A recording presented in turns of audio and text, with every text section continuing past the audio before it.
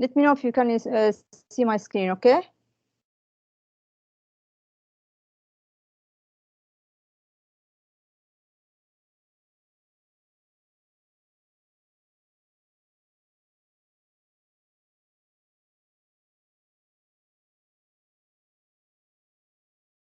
Is it clear for you? Yes. Okay.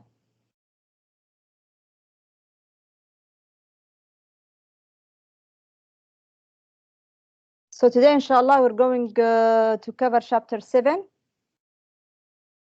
organization, teamwork, and communication. Here we have the learning objectives of our session today.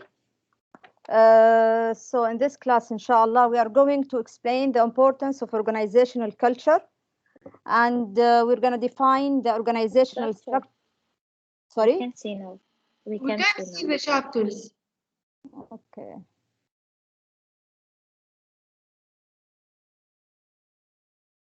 Is it clear now? No. Yes. Yes, Yes? Clear. Okay. So we are going to explain the importance of organizational culture, and we're gonna define the organizational structure, and we're gonna explain how organizational structures developed over time, and we're gonna explain how specialization and departmentalization can help the organization to achieve its goals. And we are going, inshallah, to compare and contrast some of the forms of organizational structure. And finally, we're going to distinguish between groups and teams, what we mean by groups and teams, what are the differences between them. And we're gonna identify the types of groups that exist in the organizations. Okay. So first of all, organizational culture. What we mean by organizational culture? What is the definition of organizational culture? Organizational culture can be defined as the organization's shared values, beliefs, traditions, philosophies, rules, and also the role models for behavior in the organization. Organizational culture, sometimes called corporate culture. Some of the organizations, they call it as corporate cultures, not organizational culture, but it has the same meaning, okay? And usually it exists in every organization, regardless of the size of the organization, whether it is, for example, small businesses or big businesses, or also regardless of the type of the businesses they do. So it exists in every organization. Organizational culture can exist in two forms, either formally or informally. So we have formal organizational culture, like, for example, the mission statement of the organization. The mission statement of the organization is an example of the formal organizational culture. The code of ethics of the organization, the memos and the manuals in the organization, any ceremonies, formal ceremonies in the organization, it is considered as a way of formal organizational culture. The other forms of organizational culture, which is informal way, can be, for example, like dress code of the organization, or the work habits in the organization, or any discussion with the co-workers in the organization, or the curricular activities and stories in the organization. For example, any activities that is not considered as a routine in the organization is considered as informal organizational culture. Like, for example, when employees have a break for lunchtime, this is a way to express informal organizational culture. Employees usually, they exchange stories about their work day in the organization and about the standards of their organization in the lunchtime or in their break usually. And usually employees learn about the standards of their organization through the discussion with their co-workers.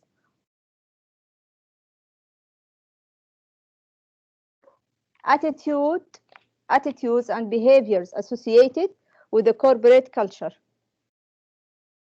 Organizational culture helps ensure that all the members of the organization share the same values and suggest rules for how to behave in the organization and how to deal with problems within the organization. So organizational culture helps the organization to make sure all the members of the organization share the same values, and all the members of the organization, they know the common rules of behaviors in the organization, and they know also how to deal with problems, how to solve problems in the organization. Okay. Now, organizations can adopt many different cultures. And here we have a simple example of Disney World Company. Disney World employed a corporate culture or organizational culture that focuses on the guests and their experience when they visit Disneyland, for example. It is all about presenting or putting on a show for the park visitors. And employee of the Disney, they usually referred as cast members. It's like they are in a movie or something like that. They don't represent themselves as employee or workers for the company. They represent themselves as a cast members of Disneyland or Disney World. So this is a way of showing or presenting the organizational culture. Now, organizational structure. What we mean by organizational structure. Organizational structure is the arrangement or relationship or structure of positions within the organization.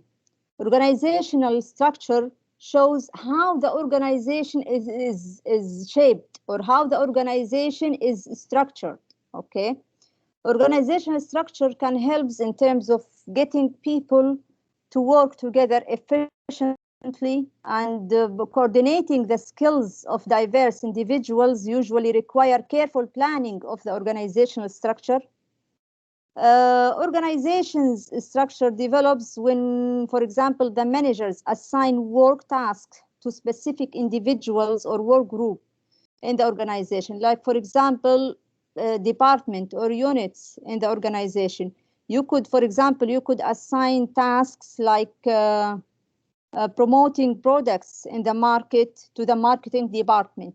You could assign another task related to managing expenses of the organization to the financial department.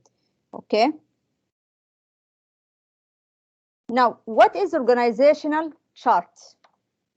Organizational chart is a representation of the organizational structure. Okay. It is a visual display of the organizational structure, which include the lines of authority within the organization. We call it sometimes the chain of command. Okay. Include also the staff relationships in the organization. Include also the permanent committee arrangements in the organization. Also include the lines of communication. For example, who should report to whom in the organization. Okay. So this is all of these things usually expressed in the organizational charts. Now here we have an example of how organization structure can be developed over time. Okay, so for example, here we have an example of a clothing store, and we have 3 phases of this clothing store. For example, in the phase 1, the clothing store started by the owner himself. So we have only the owner in the phase 1. Okay. In phase 2, the business start to expand, and the owner maybe hire a salesperson to help him to run the business, and he could also hire merchandise buyer. And the merchandise buyer here, he is the person that provide the stores with the clothes. Okay. So in phase 2, the business expand and the owner start to hire more people in his business or more people in his clothing store. Now in phase 3, as the business continue to expand and continue to grow, the owner maybe they get busy, for example, with meetings with suppliers and keeping the business on, And in this case, the owner must designate someone to manage, for example, the salesperson. So we have more staff in the clothing store, okay? And he could hire, for example, accountant to deal, for example, with the tax or to deal with the payroll in the store. And he could hire the merchandise buyer and more merchandise buyers, for example, to guarantee that this store is provided or supplied by the clothes all the time. So in this case, the organizational structure of the clothing store start to expand more and more by time, okay? Now, if the owner, for example, decides to expand by opening more stores in another city, he would need to hire more managers. And we could see, for example, here more boxes that represent the growth of the business, okay? Now, specialization, what we mean by specialization. After identifying all the activities that must be accomplished and must be accomplished by individuals in the organization, usually manager break down these activities into specific tasks that can be done by individuals in the organization. And this action of division of task to the employee, we call it specialization. So if we want to define specialization, we could say that specialization is the division of labor into small specific tasks and the assignment of employees to do a single task in the organization. Now, what are the reasons to do specialization in organization? Organization usually applies specialization to enhance efficiency in the organization. Workers, for example, can work efficiently if they are responsible of one task or two tasks maximum, for example. It is better for them to handle tasks, one or two, rather than a group of tasks or all the tasks of the organization, okay? By specialization also, workers will not waste time shifting from one job to another. And also specialization helps in terms of training the employee. It is easier for the manager to train employee on one task or two tasks rather than train the employee about a group of tasks or a great number of tasks, okay? Specialization helps also when we have a great numbers of activities in the organization, which is impossible to be done by only one individual or two individuals, okay? Now, over-specialization, what we mean by over-specialization? Over-specialization exists when your skills as an employee is above the job requirements, or it is above what the job needs, okay? And it can have a negative impact, not only on the employee, but also on the organization. So we have here a number of negative consequences of over-specialization. Employees could become bored with the job and dissatisfied with their jobs because they don't experience challenges, or they are not excited about the job, okay? Because their skills is above the requirement of the job. They are overqualified or over-specialized for the job. As a result of dissatisfaction, the over-specialized employees are more likely to provide poor quality of work, and it can increase also injuries at work. And we could experience in terms of the organization, if the organization have over-specialization or over-specialized employees, they could experience high employee turnover, which means more of the employee, they could leave their jobs or quit from their jobs because they feels like they are overqualified or over-specialized for the job. Now, departmentalization, what we mean by departmentalization? Departmentalization is the grouping of jobs into working units. Usually we call it departments or units or groups or division. It is organizing workers who do the similar jobs and put them together in one group or one unit or one department. And most of the companies use more than one departmentalization plan to enhance productivity. Departmentalization or departments usually organize according to function or according to product or according to geographic regions or areas or according to customers as well. So we have 4 types of departmentalization.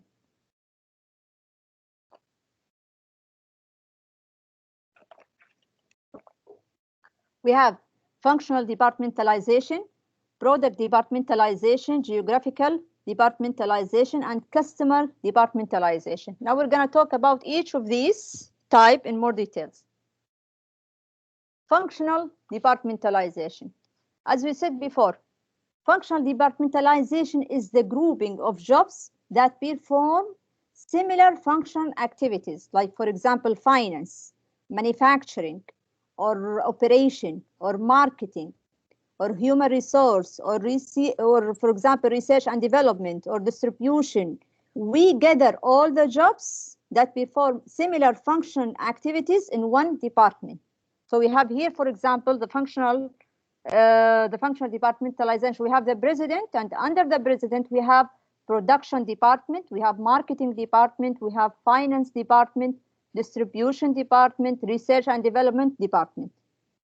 Now, this type of departmentalization is very common in most of the organizations now. This type has some weaknesses. For example, it requires a lot of coordination between different units. And another weakness is related to the decision-making process, which is slow in this type of departmentalization, especially if the decision requires, for example, the involvement of 2 departments or 3 departments. And most of the decisions in the organization now requires the involvement of at least, for example, in marketing department, if we want to promote a new product to the market, for example, we need the approval from the marketing department, and we need also the approval from the finance department to fund the promotions, for example, or the marketing campaign for this product. Okay. Now, the other type of departmentalization, which is product departmentalization. Product departmentalization is organizing of jobs according to the products provided by the organization. So, for example, here, as you can see, we have the president and we have different divisions or different departments in the organization, but it is organized according to the products of the organization. For example, here we have stereo equipment division, we have computer electronic division, and we have consumer telecommunication equipment division, we have industrial telecommunications equipment division, and so on. Now, in this type, all of the functions like finance, marketing, operation, production, HR, and so on, they exist within each division. So, for example, in stereo equipment division, we have finance department, we have HR department, we have marketing department for only this product. Okay. This can be, or this can be considered as one of the weaknesses for this type, because the functional activities are duplicated in each division. So there is a repetition of the functional activities in each division. Now also, the focus of this type usually, they focus on the product rather than the whole organization. They don't focus on the objectives of the whole organization. They focus on the product. Okay. One of the strengths in this type is that the decision-making process is faster than the previous type, which is functional departmentalization. Because also another strength, which is related to the coordination of activities, it is faster or easier in this type, because all what you need to make the decision is only in one division. And other divisions are not quite related to you because they deal with other products of the company. Okay. Now, another type of departmentalization, which is geographic departmentalization. Geographic departmentalization is the grouping of jobs according to geographic locations. For example, for the state, for region, for country, or continent even. Okay, this type of departmentalization is usually applied for multinational corporations, the big companies that serve in a broad market.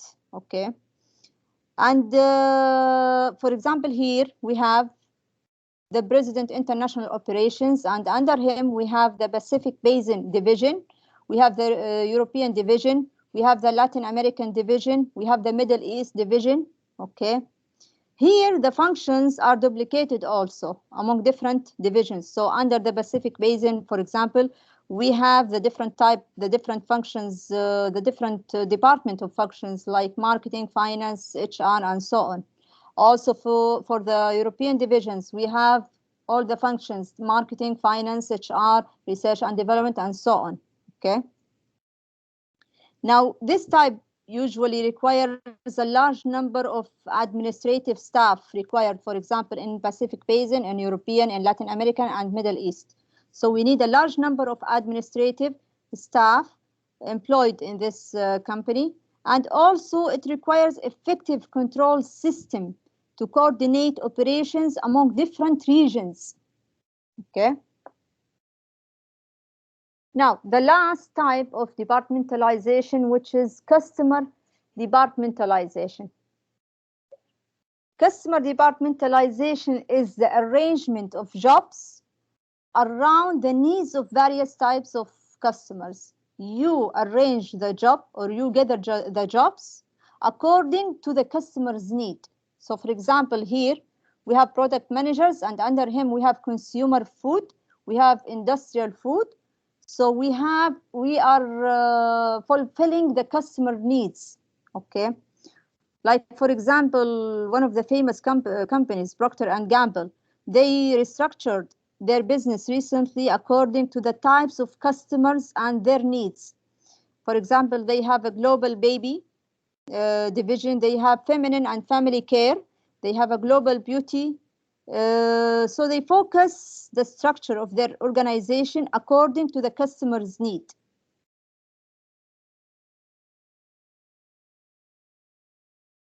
Now, customer departmentalization requires also a large number of administrative staff to coordinate the operation. It is like the previous one, which is geographic departmentalization, requires a large number of staff and requires also a great deal of coordination between operations in different divisions. Now, forms of organizational structure. How to structure the authority relationships within the organization. We have different forms of organizational structure that can be shown in the organizational chart. For example, we have here line structure, we have line and staff structure, we have multi-divisional structure, and we have matrix structure. Okay, managers must consider how to structure their authority relationship within the organization. For example, they need to consider what structure the organization will have and how it will appear on the organizational chart. Okay. If you want to talk about these structures in more details, line structure. What is line structure? Line structure is the simplest organizational structure in which we have a direct lines, as you can see here. We have a direct lines of authority that extend from the top managers, like for example here the owner, and under the owner we have the manager, and under him we have the assistant managers and the hourly employee. Okay, so it shows the direct lines of authority that extend from the top managers to the lowest level of the organization. Okay, to the normal employee in the organization. Now this structure has a clear chain of command, as you can see here, which enables usually managers to make decisions quickly and faster. This structure also requires managers to possess a wide range of knowledge and skills.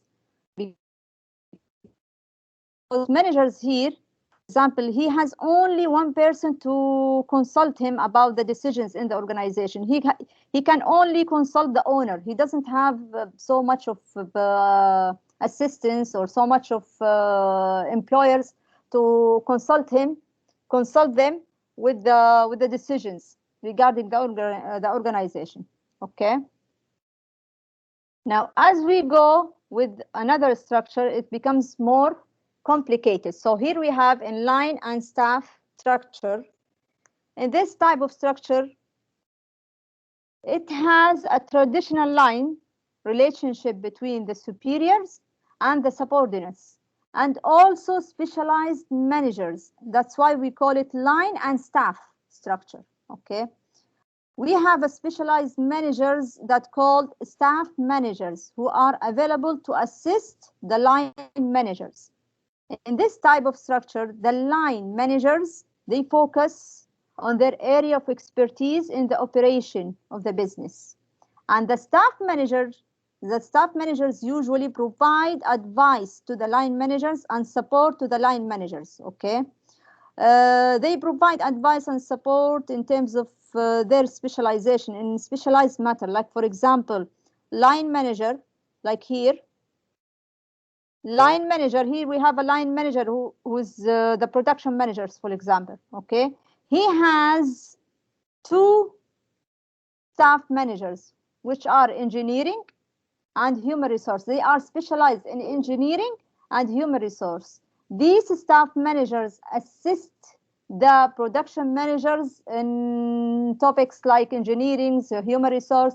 This line manager, for example, could have 3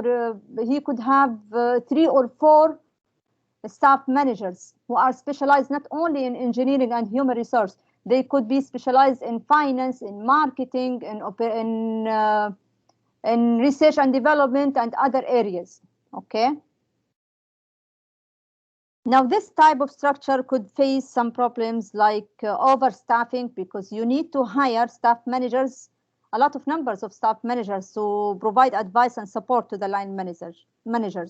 So this type of structure face problems related to overstaffing and ambiguous lines of communications. It's not a clear structure. Also, this type, the employees may become frustrated with lack of authority. Okay, for example, employees, they don't know exactly who should make the decisions. If we want to talk about the line and staff managers here, line and staff structure, the supervisors here, he doesn't know exactly the decision should be made by the production manager or the engineering or the engineering managers, or here the decision should be made by the human resource managers or the production managers. Okay, so it's not a clear, it's an ambiguous structure.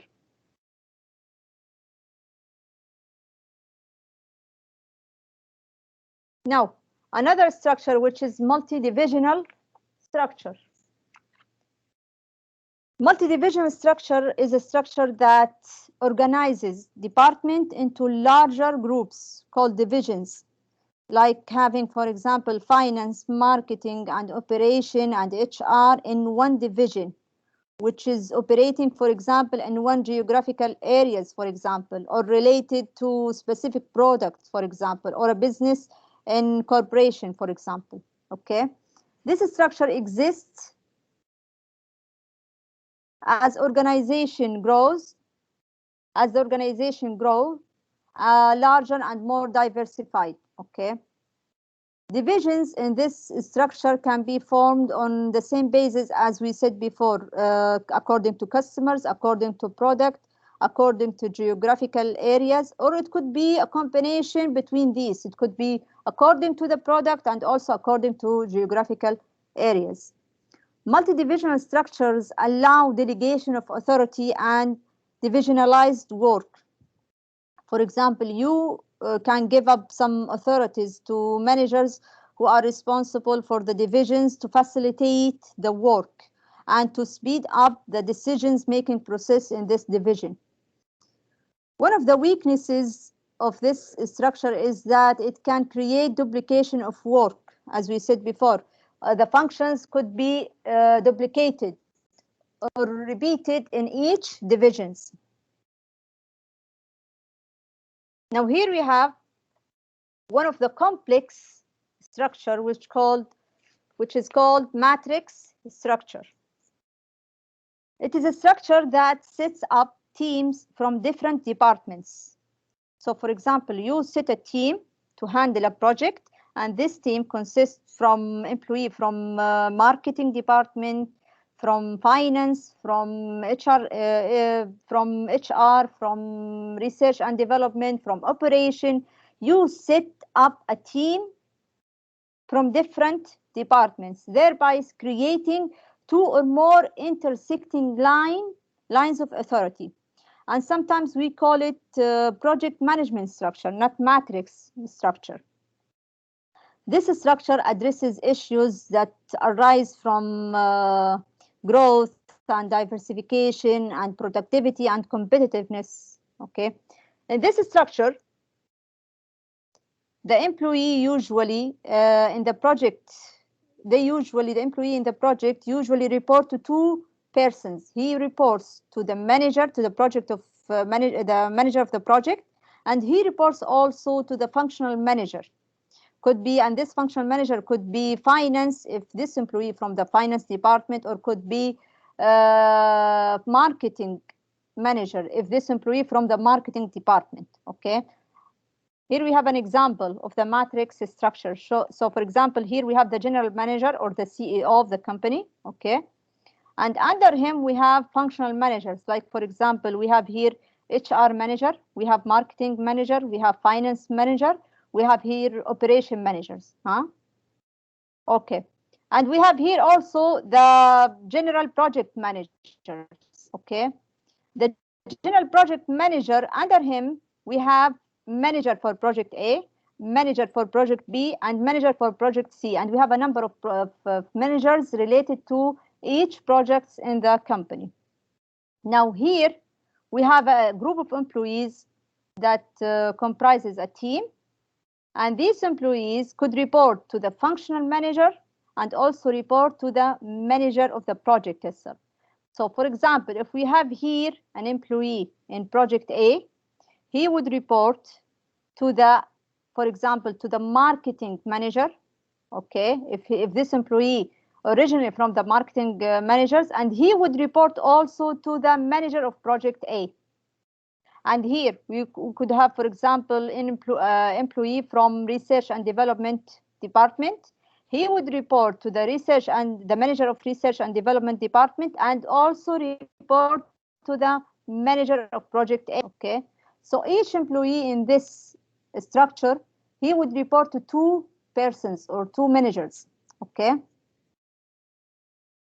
Now, this structure has a number of advantages, like, for example, it provides flexibility of work within the organization.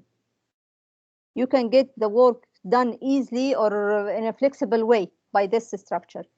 Also, this structure enhances cooperation between different departments and different people who are working in different projects. This structure also enhances creativity as well, and enable the organization to respond quickly to the changes in the environment. In terms of the disadvantage of this structure, this structure generally expensive. It's not cheap to form. It is expensive and quite complex for most of the organization to adopt. One of the famous companies that adopt this structure is SABIC, because SABIC handles many projects. So they usually, SABIC, they have a matrix structure. In this structure also, employee may be confused as to whose authority has the priority. For example, is the priority for authority, is it for the project managers or the immediate supervisors or the functional managers? employee in this matrix, in this structure, they don't know which authorities has the priority. For example, does they have to report to the manager of the project, or to the manager of their department? They don't know exactly who should report first, to which manager first. Now we're going to talk about groups and teams in the organization. First of all, what is the difference between groups and teams? All teams are groups, but not all groups are teams. So groups are more general and teams are more specific. Okay? A group is usually 2 or more individuals who communicate with one another, and they share common identity, and they have a common goal to achieve it. Whereas a team is a small group whose members have complementary skills. They complete each other in terms of their skills. They have a common purpose and goals and approach. They hold themselves mutually accountable. Teams can be, for example, can be created virtually. For example, we could have a team's member from different locations, and they could rely on technologies, tools like, for example, Zooms or Teams to communicate, or emails to communicate, or WhatsApp to communicate, to facilitate their communication. They could rely on tools to achieve their goals, and they could communicate, as we said before, through emails. They could meet, for example, through online meeting, or they could meet through other tools or other applications that we use online. Okay. Now, what is the differences between groups and teams? How can we differentiate between them? Working groups, in terms of leadership, working group has a strong, clearly focused leader. Think about the employee, the total number of employees in the organization. They are a working group in the organization. Okay, so they have a leader, like a CEO, for example. In terms of team has shared leadership roles between them. So we have more than one leaders, or the leadership is shifted between them. Okay. In terms of the accountability, working group has individual accountability. They don't take responsibility as a group. They take responsibility as individual.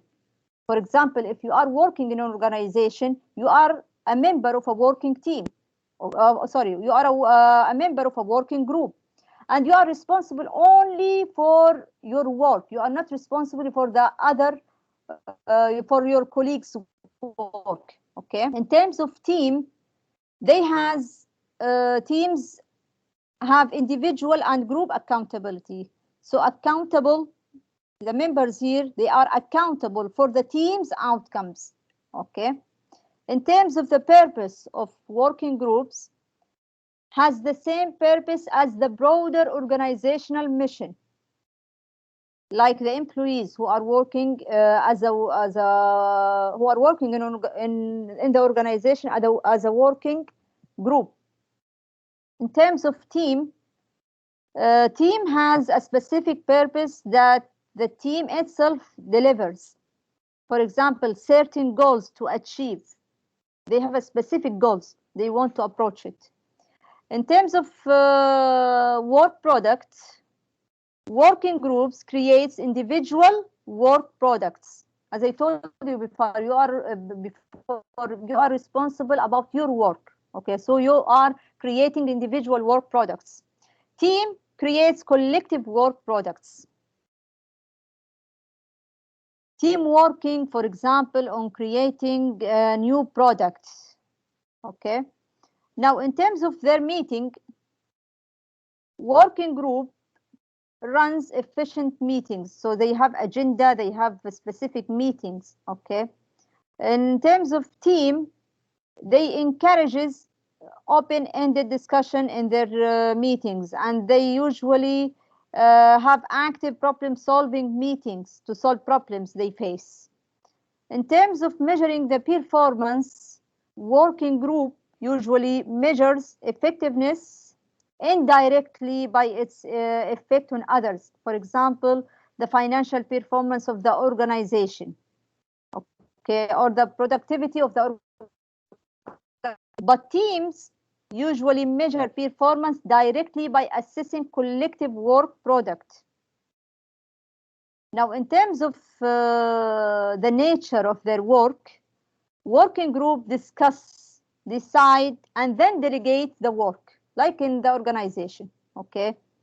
But teams usually discuss, decide, and they do the work. They do the work together, okay? Now I'm going to show you a video that distinguish between teams and group, okay?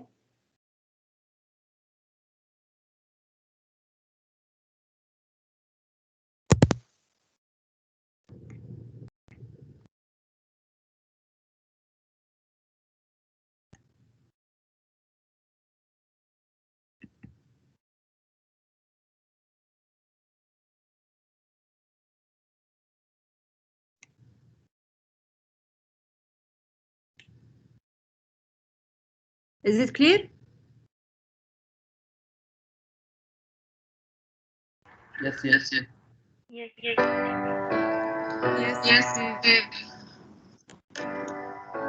Have you ever wondered if you're leading a team or a group? To lead effectively, it is important we recognize whether we are leading a team or a group. The difference is subtle but important. We don't coach a baseball group or lead a focus team. We coach a baseball team and lead a focus group. Let's understand the difference. In this short video, we will compare and contrast teams and groups by looking at their definitions and characteristics.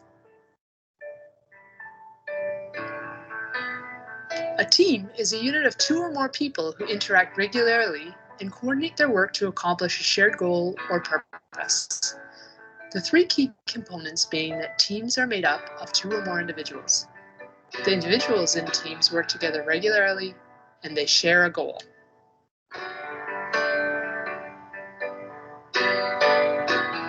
A group is comprised of 3 or more people who recognize themselves as a distinct unit or department, but who work independently of each other to achieve their organizational goals.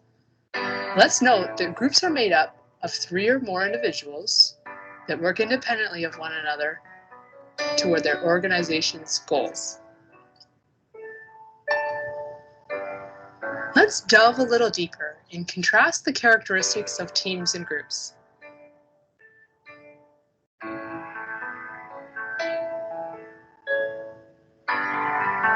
Teams share or rotate leadership roles, whereas a group has a designated strong leader.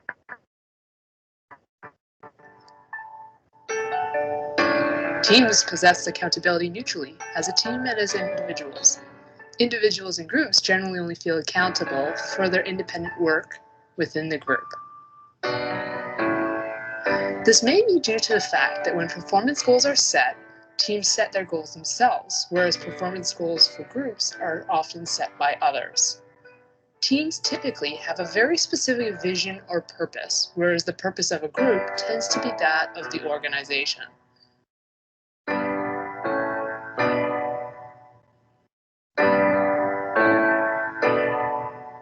Teams work beyond organizational boundaries, and groups work within them. Teams thrive in providing open-ended discussion, active problem-solving, and mutual feedback, whereas groups thrive with meetings and delegation. The next time you're leading 2 or more people, ask yourself, am I leading a group or a team? Remember these subtle differences that will make a big difference in your impact as a manager or leader. Have fun.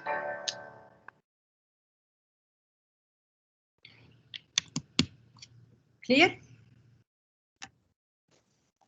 Yes, doctor. Okay.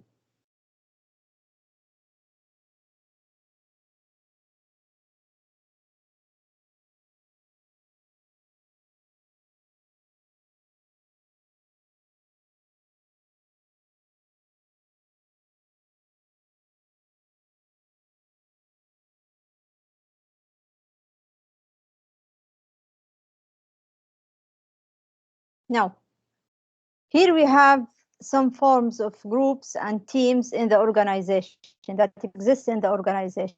For example, we have committees and task forces in the organization. So what is the difference between them? Committees are usually a permanent formal group that performs a specific task in the organization. For example, they are required to do a specific task in the organization.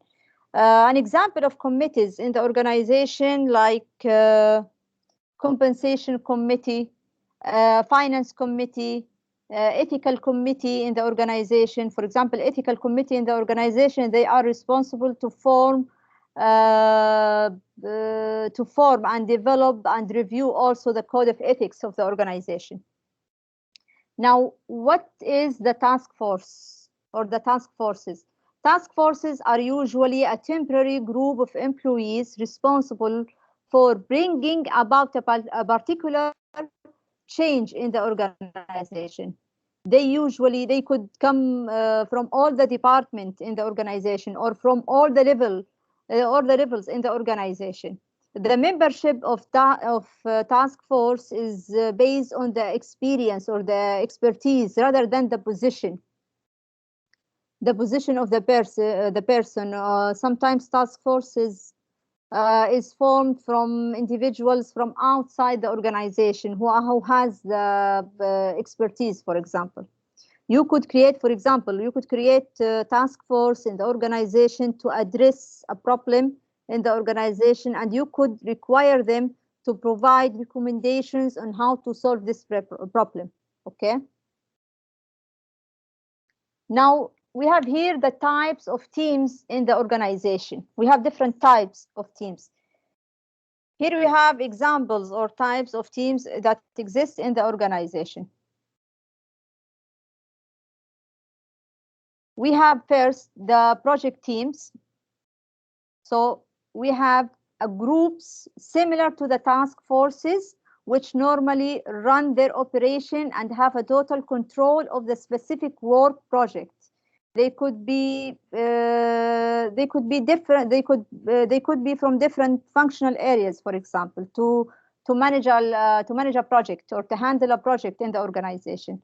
Like, for example, when I explained the matrix structure, we have project A, project B, and project C, and these projects it has a manager, and we have a members in these projects from different departments. Okay, so they are considered as a team. Another type, which is product development teams. They are a specific type of project team formed to devise, to design, and to implement a new products, for example. Okay. Now, usually teams requires having harmony between them, and requires having cooperation, a degree of cooperation or a degree of flexibility between the members of the team. And usually teams also require collective effort from all the members in the team. Teams also can play as a motivator for the employee, because it provides their members with a sense of achievement or a sense of accomplishment when you achieve the team's goal. Now, a different type of teams also, we have quality assurance teams or quality circles. They are small groups of workers brought together from throughout the organization to solve specific quality issue or productivity or service problem. They must be from the organization. It is quite similar to the task forces, but in task forces they could be the membership could be from outside the organization, but in the quality assurance they must be from the organization. Now, the last type or the last example of teams in organization is self-directed work teams, and we call it SDWT. They are a group of employees responsible for the entire work and the process or the segment that delivers a product, internal and external customers. So the internal and external customers, they are responsible from the entire work process related to the product, starting from creating the product to assessing the product and operation and operating how to operate or how to make the production for the product and how to manage the financial aspect of the product, how to manage the marketing, how to make a pricing for the product until the product is finally delivered to the customers. So they make all the decisions throughout this process. So this type of teams, they are empowered by the organization to make decisions, and they are given the authority to make those decisions. Now, this type of teams required to face the challenges of competition. Some of the companies, they have self-directed work teams to as a reaction to the competitiveness of the business world. Now, by this, we finish our session today. Do you have any question? Thank you, Doctora. You are welcome, Yara.